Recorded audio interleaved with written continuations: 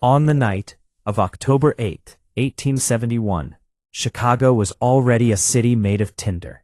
Wood framed the houses, wood paved the sidewalks, wood held up the businesses, the saloons, the churches, the dreams. Even the wind that night seemed restless, blowing hot and dry across a city that had not seen rain in weeks. The summer had been brutal. Crops failed outside the city. Grass crackled underfoot. Firefighters were exhausted from battling blazes night after night. And when the first flame rose in a small barn on DeKoven Street, few people yet understood they were standing at the edge of one of the greatest urban catastrophes in American history.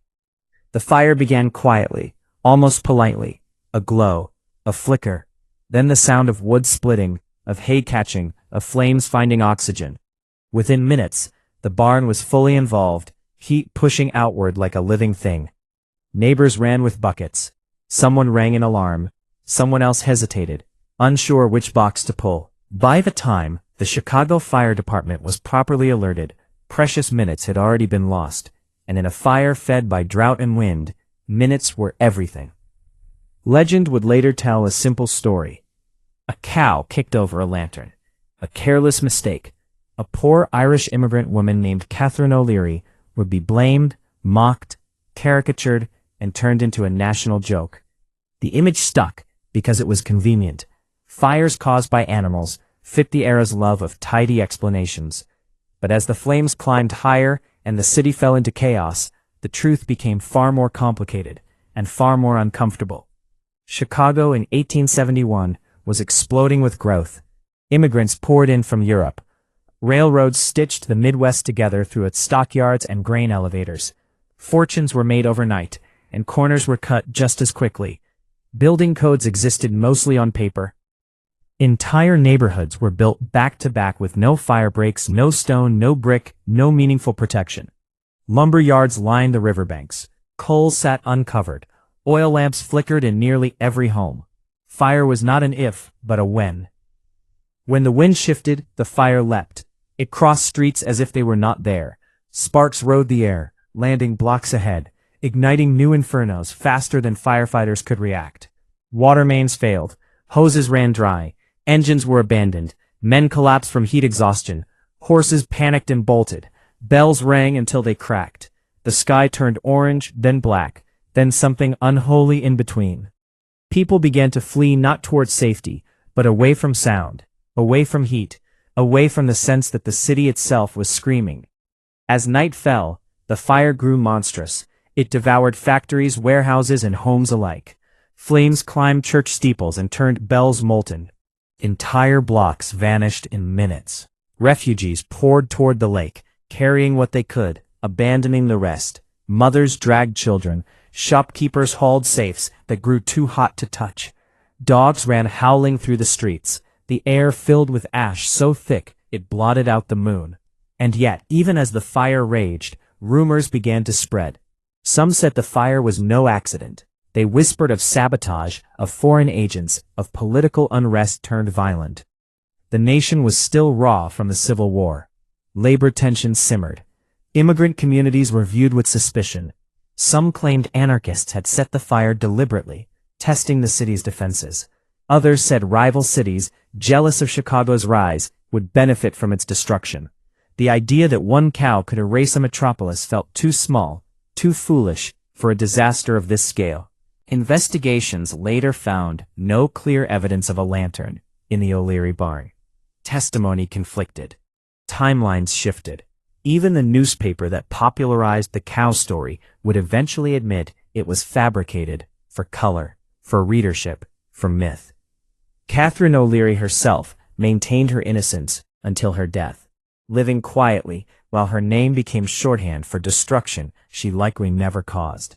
By early morning, the fire had become a firestorm. It generated its own weather. Winds sucked inward, feeding the flames. Burning debris rained down miles away. The Chicago River, polluted with oil and waste, caught fire itself, turning what should have been a barrier into a conveyor belt of flame. Boats burned at their moorings. Bridges collapsed. The water glowed. People ran until they could run no more. Some took refuge in the lake, standing waist-deep in cold water, while the shoreline burned. Others hid in parks, in cemeteries, in any open space not yet claimed by flame. A few trapped souls leapt from buildings rather than burn. The fire showed no mercy, no logic, no pause. When it finally slowed, nearly 2 days later, more than 3 square miles of the city lay in ruins. Over 17,000 buildings were destroyed. 100,000 people were homeless. Official death counts listed around 300, though many believed the real number was higher, lost in rubble, ash, and unmarked graves. Chicago's heart had been ripped out. And still, the question lingered. How did this happen? Modern analysis suggests a convergence of factors rather than a single cause. Extreme drought, high winds, poor construction, human error, fatigue within the fire department, a delayed response, and yes, possibly a lantern in a barn, but not necessarily a cow, not necessarily the O'Learys, and certainly not the sole reason a city burned. As for sabotage, no evidence has ever conclusively supported it. But suspicion thrived because trust was scarce. The wealthy blamed the poor. Natives blamed immigrants. Newspapers blamed anyone who sold copies.